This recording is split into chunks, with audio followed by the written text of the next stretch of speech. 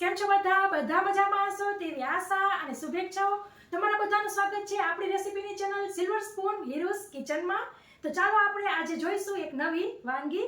તો આજે આપણે બનાવીશું મસ્ત ટેસ્ટી ચટાકેદાર જોતા વેત મોઢામાં પાણી આવી જાય એવું, ન ખાતા હોય પણ તે પણ ખાવા માંડે એવું સરસ ભરવા બેંગન રવૈયાનું શાક।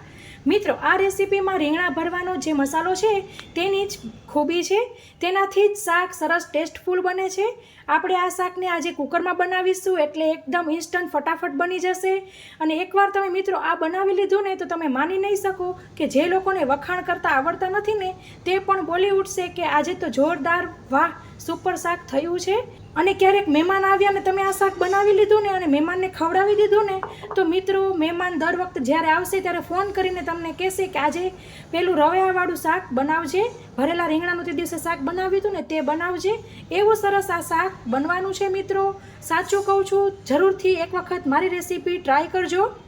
અને ફ્રેન્ડ્સ, તમને મારી રેસીપી પસંદ આવે તો લાઇક કરજો, તમારા ફ્રેન્ડ ઓર ફેમિલી સર્કલમાં શેર કરજો। મારી ચેનલ ઉપર નવા હોય અથવા તો હજી સુધી મારી ચેનલ સબસ્ક્રાઇબ ન કરી હોય તો જરૂરથી સબસ્ક્રાઇબ કરજો। બાજુમાં આપેલા બેલ આઇકન ઉપર ક્લિક કરજો, જેથી હું જ્યારે આવી સરસ નવી ટેસ્ટી રેસીપી અપલોડ કરું ત્યારે તમને ઇન્સ્ટન્ટ નોટિફિકેશન મળે।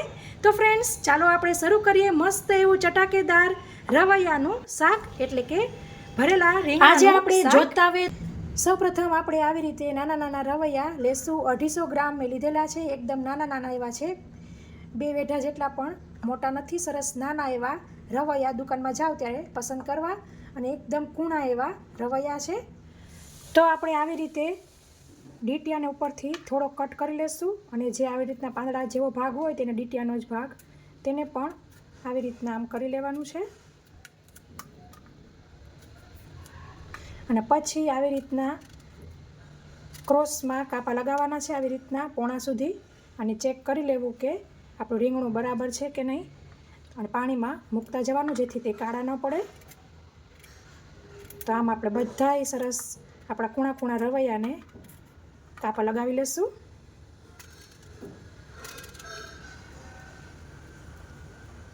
તો ફ્રેન્ડ, સરસ આપણે રીંગણાને આવી રીતના બધા કટ લગાવી લીધેલા છે અને પાણીમાં જ રાખીશું, ત્યાં સુધી આપણે તેનો સ્ટફિંગનો મસાલો રેડી કરી લઈએ।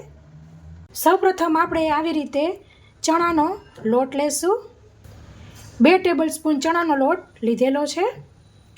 પછી આપણે આવી રીતે સિંગદાણા લેશું 2 ટેબલસ્પૂન, અને આમાં રકાબી ઓવનમાં ચાલે એવી છે, માઇક્રોવેવમાં ચાલે એવી છે, તો હવે તેને આપણે સરસ શેકી લેશું।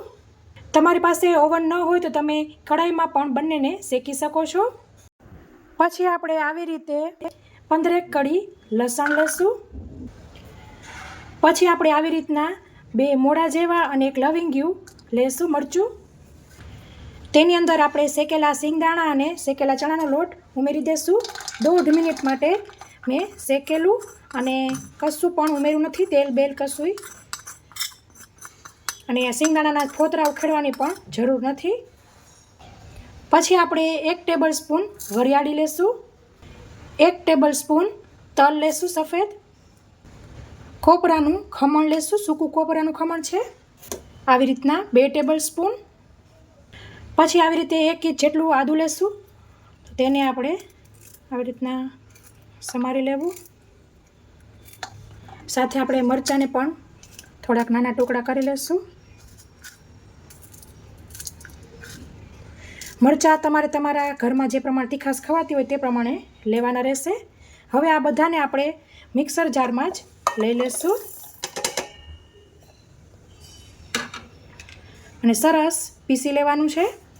તો તમે જોઈ શકો છો, જેવું આપણે ખાંડેલું હોય તેવું આખા પાખું સરસ થઈ ગયું છે। સાઈડ ઉપર રાખીશું। પછી આપણે આવી રીતના હેન્ડફુલ કોથમીર ધાણા ભાજી લેશું, અને સરસ તેને ધોઈ લીધી છે આખી।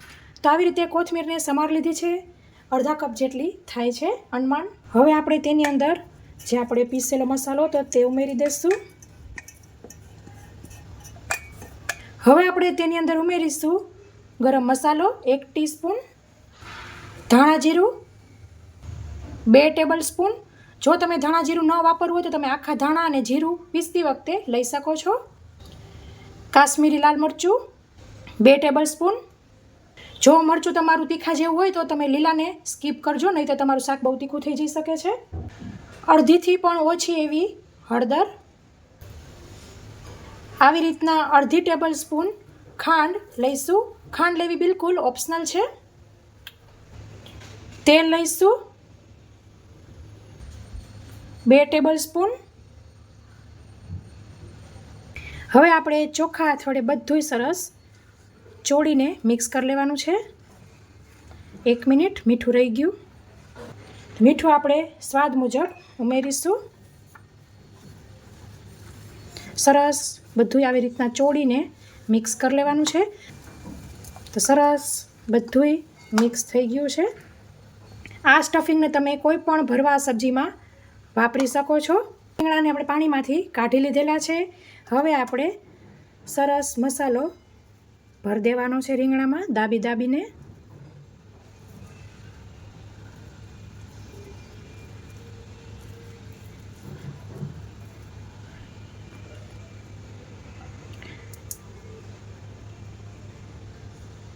આવી રીતના કોઈ આખી કળી આવે ને તો તેને સાઈડમાં કરી લેવી. આપણે વઘારમાં તેનો ઉપયોગ કરી લઈશું.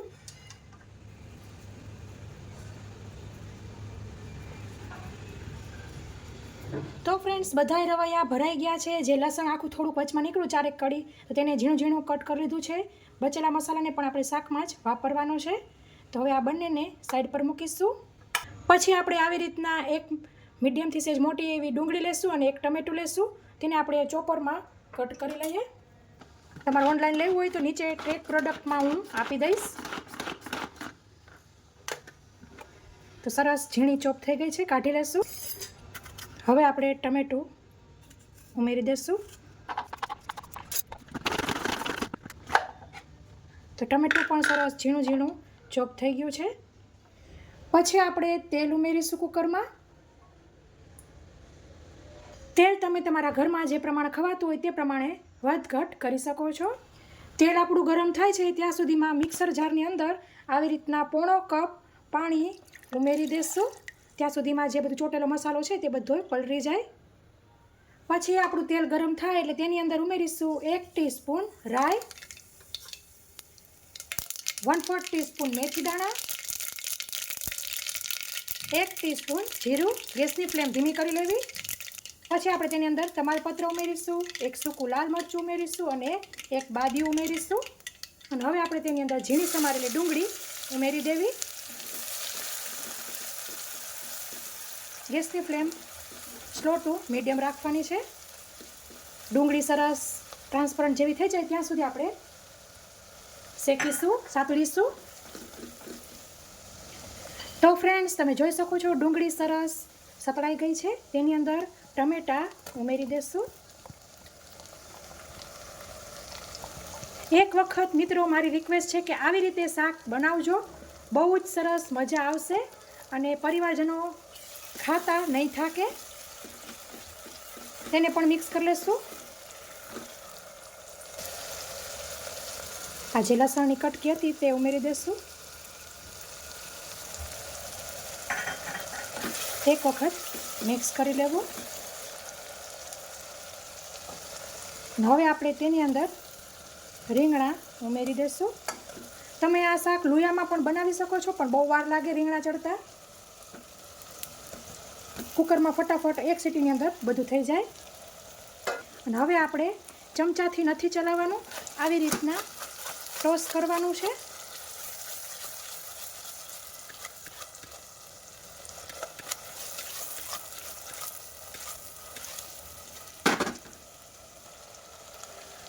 અથવા તો તમે ચમચાથી ચલાવો તો એકદમ હળવે હળવે ચલાવવાનું રહેશે. ગેસની ફ્લેમ સ્લો કરવાની છે. હવે આપણે આની અંદર 1/4 ટીસ્પૂન હળદર ઉમેરીશું. થોડુંક એવું મીઠું ઉમેરીશું ડુંગળી ટમેટાના ભાગનું. અને પાછું આપણે આવી રીતના ટોસ કરી લઈશું.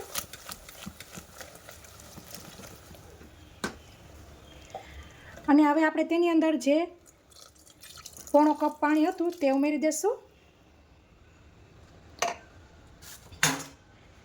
જે આ મસાલો છે તે અત્યારે નથી ઉમેરવાનો, નહીંતર તમારું શાક નીચે તળીએ બેસી જશે. તો આને આપણે પછી ઉમેરીશું. તો હવે આપણે કુકરને બંધ કરી લઈએ.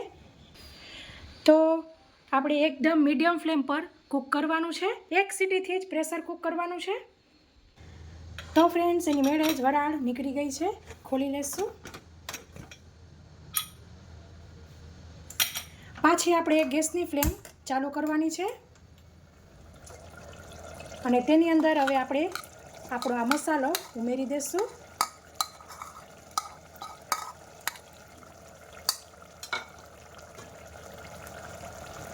એકદમ હળવા હાથે આપણે ચલાવવાનું છે.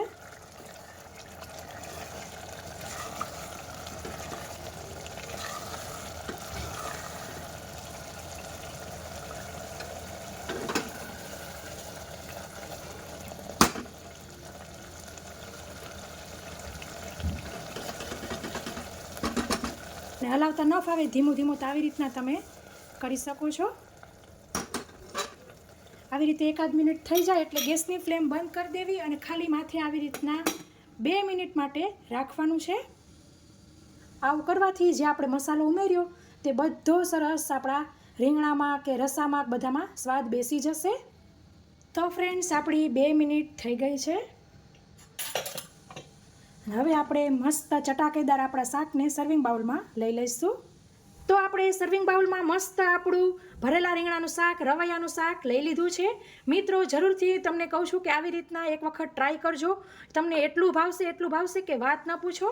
અને તમે મને જરૂરથી કોમેન્ટ કરવાના જ છો કે અમને આ શાક બહુ જ પસંદ આવ્યું, આજે જ અમે બનાવ્યું. તમે કયા સિટીમાંથી મારી રેસીપી જોવો છો તે જરૂરથી કોમેન્ટ કરજો મિત્રો. તો ફ્રેન્ડ્સ, આ રેસીપીમાં આટલું જ. ફરી મળીશું એક નવી રેસીપી સાથે. ત્યાં સુધી આવજો. Thank you. બાય. જય શ્રી કૃષ્ણ.